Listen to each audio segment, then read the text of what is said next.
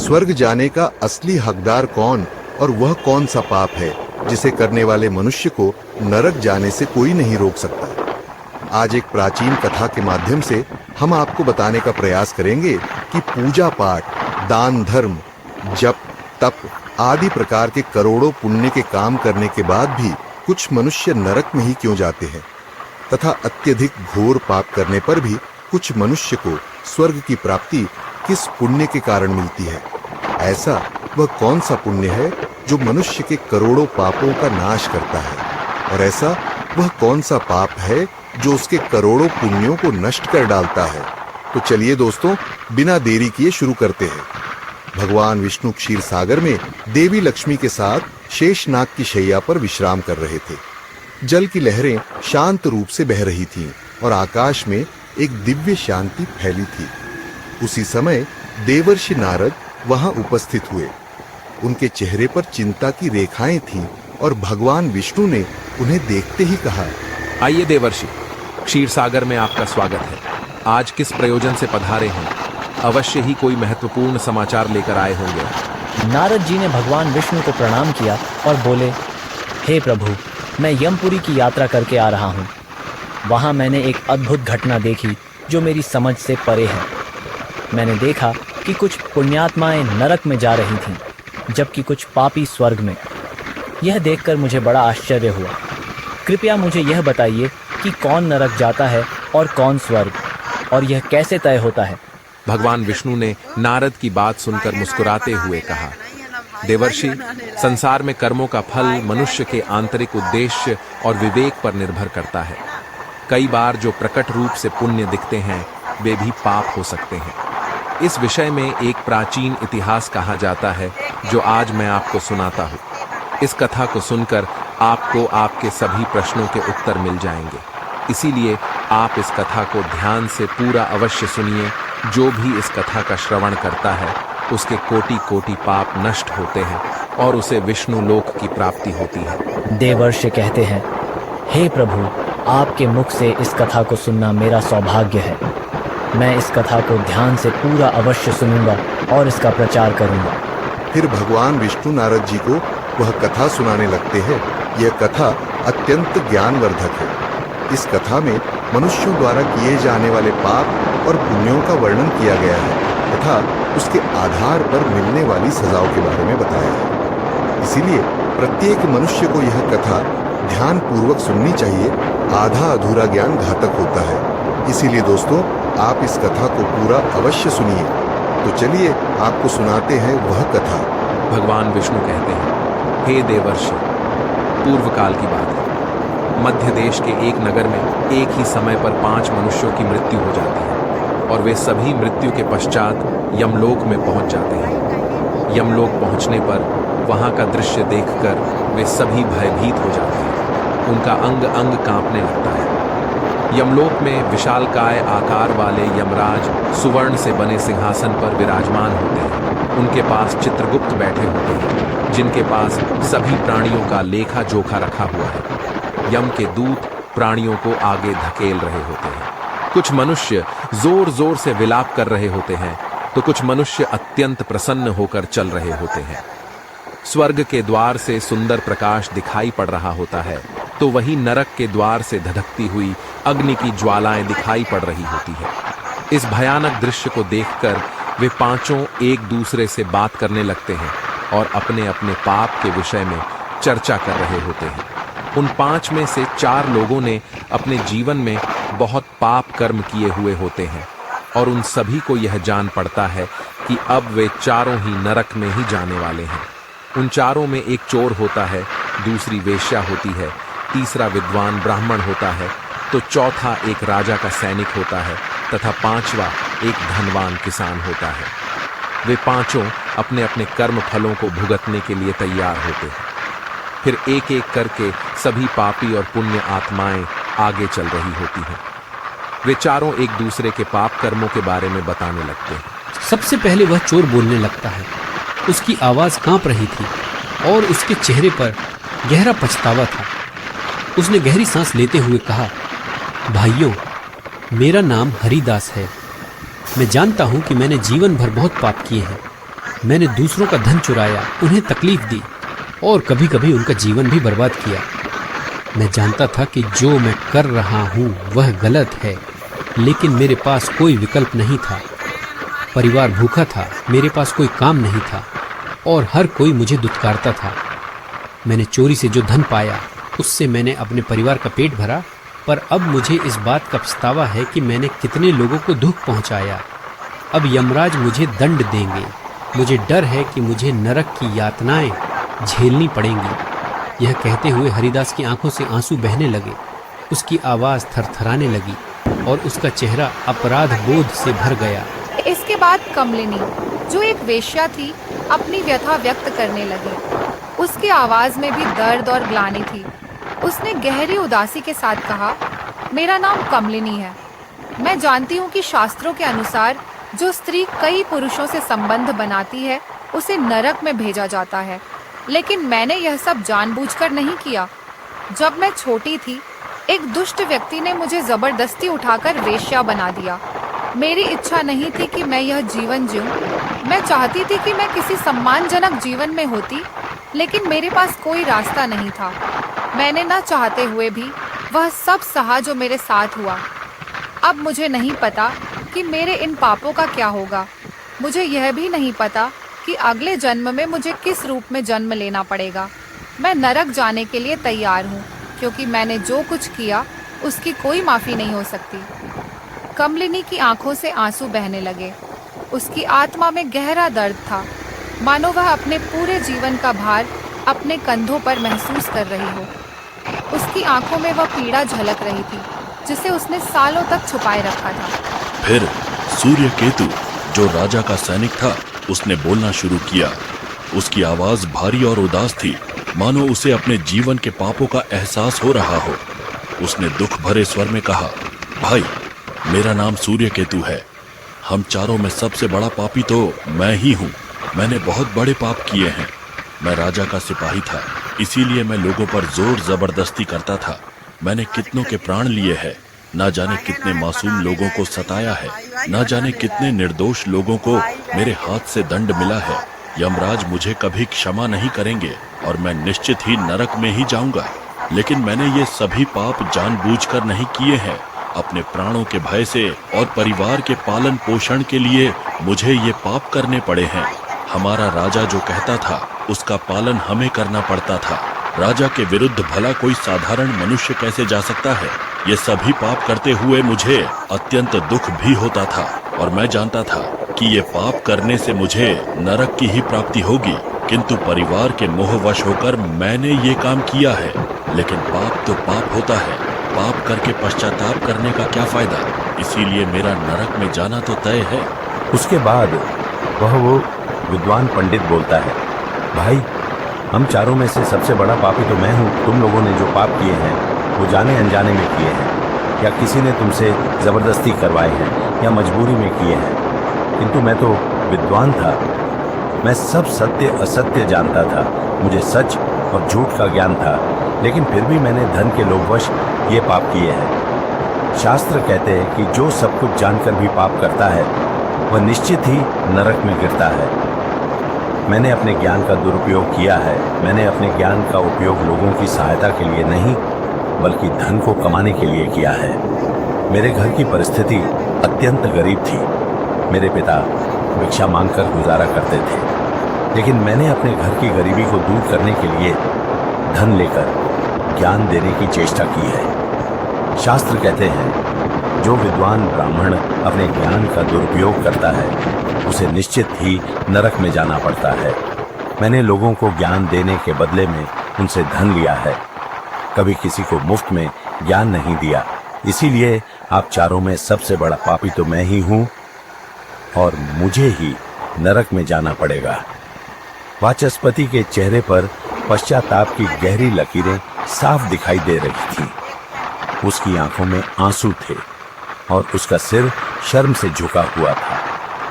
वह अपनी आत्मा के बोझ से टूट चुका था। इन चारों की बात सुनकर महिपाल, जो एक घमंडी किसान था, हंसने लगा।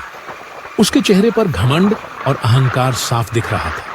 उसने ताने मारते हुए कहा, तुम चारों तो इतने बड़े पापी हो कि तुम लोगों को नरक में जाना ही पड़ेगा। तुम लोगों ने घोर पाप किए हैं और इसीलिए यमराज तुम लोगों को कभी माफ नहीं करेंगे। यहाँ पर मौजूद मैं अकेला ही सबसे अधिक पुण्यवान हूँ। मैंने अपने जीवन में बहुत पूजा पाठ किया है, ब्राह्मणों को दान दक्षिणा दी है, मैंने मृत्यु से पूर्व गाय का दान भी किया है और अब मेरे सभी पुत्र पौत्र मेरी आत्मा की मुक्ति के लिए बड़े कार्यक्रम का आयोजन कर रहे हैं। वे मेरे लिए श्राद्ध, दान, तर्पण कर रहे हैं, यज्ञ कर रहे हैं। इसीलिए मैं सबसे अधिक पुण्यवान हूँ। मेरी 3 पत्नियां और 10 पुत्र हैं। इतने लोग मेरी मुक्ति के लिए उपाय कर रहे हैं। और हाँ, मैंने अपने जीवन में कभी कोई पाप नहीं किया है और जाने अनजाने में किए भी होंगे तो मेरे पुत्रों के श्राद्ध आदि के कार्यों द्वारा मेरे पाप भी नष्ट हो जाएंगे। मैं नित्य देव पूजा करता था, मंदिर जाता था, द्वार पर आए अतिथियों को भोजन कराता था। इसीलिए मुझे पूरा विश्वास है कि यमराज मुझे नरक में नहीं डालेंगे और मुझे मोक्ष की प्राप्ति निश्चित ही होगी। फिर वे पांचों धीरे धीरे आगे बढ़ने लगते हैं और फिर जब उनका समय आता है तो उन पांचों के पाप और पुण्य के कर्मों का मूल्यांकन किया जाता है। सबसे पहले बारी आती है उस चोर की जिसका नाम हरिदास था। हरिदास का हिसाब किया गया। चित्रगुप्त ने उसके कर्मों का लेखा जोखा निकाला और यमराज ने उसका पाप पुण्य का मूल्यांकन किया। कुछ समय तक विचार करने के बाद यमराज ने निर्णय लिया कि हरिदास को स्वर्ग का मार्ग प्राप्त होगा। यह सुनकर हरिदास आश्चर्यचकित हो गया। उसकी आंखों में विश्वास नहीं हो रहा था कि उसे स्वर्ग में स्थान मिलेगा। वह प्रसन्नता से स्वर्ग के द्वार की ओर बढ़ गया। इसके बाद कमलिनी की बारी आई। चित्रगुप्त ने उसके कर्मों का लेखा जोखा निकाला और यमराज ने उसके पाप पुण्य का मूल्यांकन किया और कुछ देर तक विचार करने के बाद उसके पाप पुण्य का मूल्यांकन करके यमराज उसे भी स्वर्ग में जाने के लिए कहते हैं। यह सुनकर कमलिनी की आंखों में आंसू आ गए। उसे यकीन नहीं हो रहा था कि उसकी इतनी बड़ी गलती के बाद भी उसे स्वर्ग में स्थान मिलेगा। वह आभार से भरी हुई बिना कुछ कहे स्वर्ग के द्वार की ओर चल पड़ी। फिर तीसरी बारी आती है उस सिपाही की जिसका नाम सूर्यकेतु था। चित्रगुप्त ने उसके भी कर्मों का हिसाब किया और यमराज ने उसका पाप पुण्य का मूल्यांकन किया। कुछ देर विचार करने के बाद यमराज ने उसे भी स्वर्ग में भेजने का आदेश दिया। सूर्यकेतु के चेहरे पर एक मिश्रित भाव था, पछतावा और प्रसन्नता। उसने अपने जीवन में किए गए पापों का दुख महसूस किया, परंतु वह भी प्रसन्नता के साथ स्वर्ग की ओर चल पड़ा। फिर चौथी बारी आती है उस विद्वान ब्राह्मण की जिसका नाम वाचस्पति था। चित्रगुप्त उस ब्राह्मण के कर्मों का लेखा जोखा निकालते हैं और कुछ देर तक विचार करते हैं। फिर यमराज उस ब्राह्मण को भी स्वर्ग में जाने के लिए कहते हैं। फिर वह विद्वान ब्राह्मण विचार करता है, मैंने तो पाप किया है, फिर मुझे क्यों स्वर्ग में भेज रहे हैं। वाचस्पति को भी यह निर्णय आश्चर्यचकित कर गया, परंतु उसने इसे स्वीकार किया और वह भी स्वर्ग की ओर बढ़ गया। उन चारों को स्वर्ग में जाता देख वह धनवान किसान बहुत दुखी और क्रोधित हो जाता है। वह सोचने लगता है कि ये कैसा न्याय है, इन पापियों को स्वर्ग जाने का मौका मिल रहा है, फिर मैंने जो पुण्य के काम किए हैं उनका क्या। पापी और पुण्यवान एक ही जगह पर डाले जाएंगे तो पुण्य करने का फायदा ही क्या। फिर उस धनवान किसान को यम के दूत जोर से धकेल देते हैं और कहते हैं, अरे पापी, तू आगे चल, तुझे नरक में डाला जाएगा, यमराज तुझे माफ नहीं करेंगे। यह सुनकर वह धनवान किसान भयभीत हो जाता है और कहने लगता है, मैं तो स्वर्ग में जाऊंगा, मैंने कोई पाप नहीं किया है। फिर वह धनवान किसान यमराज के सामने आकर खड़ा हो जाता है। चित्रगुप्त उसके कर्मों का लेखा जोखा देखते हैं और उसके पाप पुण्य के कर्मों का मूल्यांकन करते हैं तो उसके पाप का पलड़ा भारी हो जाता है और यमराज उस धनवान किसान को कहते हैं, अरे दुष्ट, तूने तो बहुत बड़ा अपराध किया है, तू तो नरक में जाने के ही योग्य है। इतना सुनते ही वह किसान थर थर कांपने लगता है और यमराज से कहता है, हे धर्मराज, यह अन्याय है। मैंने तो जीवन में कोई पाप नहीं किए हैं और पुण्य ही किए हैं। आप मुझे नरक में क्यों डाल रहे हैं? और मुझसे पहले जो 4 लोग गए थे वे तो घोर पापी थे, उन्होंने बड़े बड़े पाप और अपराध किए हैं, उन्हें तो आपने स्वर्ग में डाल दिया है। आप ऐसा अन्याय मेरे साथ क्यों कर रहे हैं? अगर ऐसा अन्याय होगा तो भले कौन सा मनुष्य धरती पर पुण्य करेगा? फिर यमराज कहते हैं, अरे पापी, तूने जो पाप किया है वह तो उन चारों के पापों के सामने कुछ भी नहीं है। तेरे एक पाप के कारण तेरा सारा पुण्य फल नष्ट हो गया है। यदि तूने यह पाप नहीं किया होता तो तू स्वर्ग में जा सकता था, लेकिन तूने यह पाप जानबूझकर किया है, इसीलिए तुझे नरक में अवश्य जाना पड़ेगा। यमराज ने कहा, हरिदास ने अपने जीवन में चोरी की थी, परंतु उसने कभी किसी गरीब या निर्दोष व्यक्ति के घर चोरी नहीं की। वह केवल उन लोगों के घर चोरी करता था जो अमीर और अहंकारी थे। उसने अपने द्वारा चुराए गए धन का अधिकांश हिस्सा गरीबों और भूखों को भोजन कराने में खर्च किया।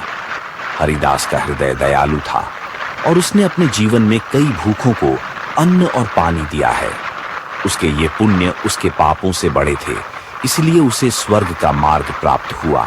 यह सुनकर महिपाल ने सिर झुकाया। उसकी आंखों में पछतावा दिखने लगा, लेकिन यमराज ने उसे अधिक समय दिए बिना आगे कहा, हे दुष्ट, वह कमलिनी वेश्या थी, परंतु उसने यह पाप जानबूझकर नहीं किया।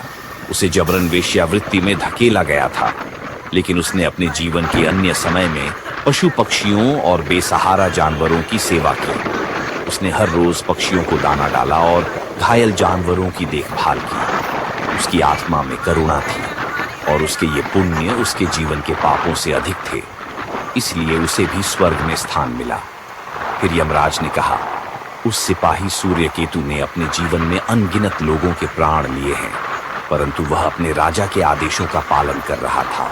उसने कई बार अपनी आत्मा को यह समझाने की कोशिश की कि जो वह कर रहा है वह गलत है, लेकिन अपने परिवार की सुरक्षा और पेट पालने के लिए उसने यह काम किया। परंतु इसके बावजूद उसने कई बेसहारा लोगों की सहायता की। उसने कई बार गरीबों को भोजन कराया और अपने के पापों का पश्चाताप भी किया, इसीलिए उसके पुण्य उसके पापों से अधिक निकले और उसे भी स्वर्ग प्राप्त हुआ। महिपाल अब और भी अधिक शर्मिंदा हो गया। उसकी आंखों में पश्चाताप के आंसू थे, लेकिन यमराज ने उसे अपने अंतिम निर्णय के लिए तैयार किया। यमराज ने कहा, उस ब्राह्मण वाचस्पति ने अपने ज्ञान का दुरुपयोग किया था।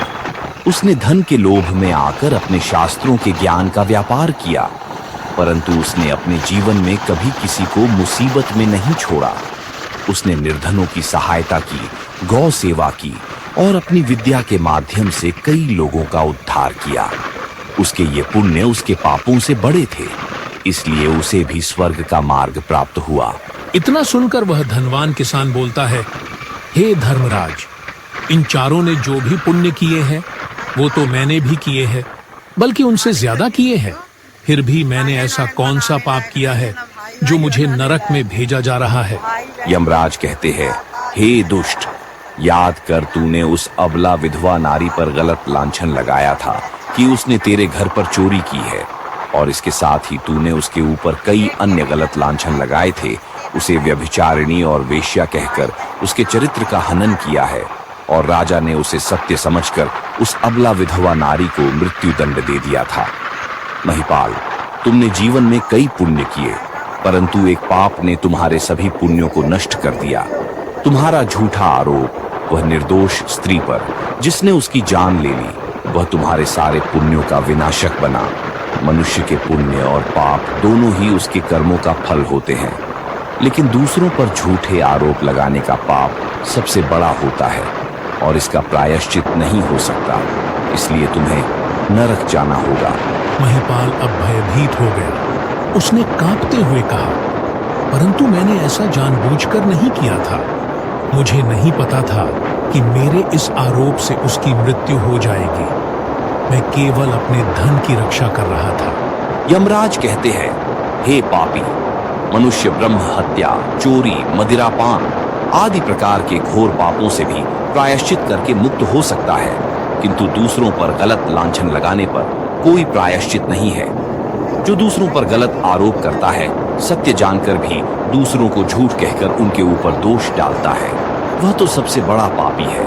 उसके द्वारा किए गए सभी पुण्य नष्ट हो जाते हैं। इसीलिए तूने जितने भी पुण्य किए हैं वे सभी उस एक पाप के कारण नष्ट हो गए।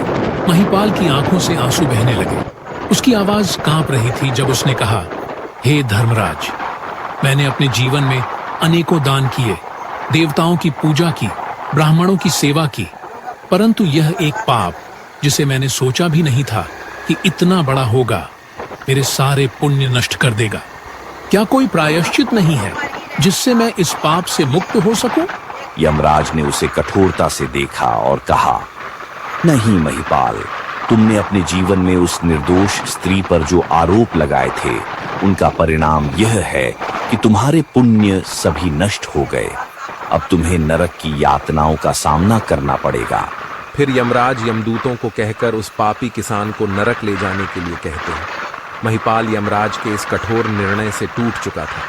वह रोता बिलखता यमदूतों द्वारा नरक की ओर ले जाया जाने लगा। उसके मन में केवल पछतावा और ग्लानि थी। हे देवर्षि, इस प्रकार से उन चारों ने पाप करके भी उन्हें स्वर्ग की प्राप्ति हुई है, किंतु उस किसान ने जघन्य अपराध किया है। किसी अबला स्त्री पर गलत लांछन करके उसका चरित्र हनन किया है। एक स्त्री सदा ही पूजनीय है। जो भी पुरुष स्त्री पर गलत आरोप करता है उसे महापाप लगता है। कभी किसी स्त्री की दुर्बलता का फायदा नहीं उठाना चाहिए। पराई स्त्री को सदैव ही माता समझना चाहिए। जो पराई स्त्रियों पर गलत दृष्टि डालता है उसे पाप ही लगता है। जो विधवा, दुखिया स्त्री को सताता है उसे नरक में जाना पड़ता है। मनुष्य को कभी सत्य का मार्ग नहीं छोड़ना चाहिए। सत्य के मार्ग पर चलकर ही स्वर्ग की प्राप्ति होती है। असत्य का साथ देने से मनुष्य के सभी पुण्य भी नष्ट हो जाते हैं। तो दोस्तों, कभी किसी पर गलत आरोप नहीं करना चाहिए। सत्य जानकर भी असत्य का साथ नहीं देना चाहिए।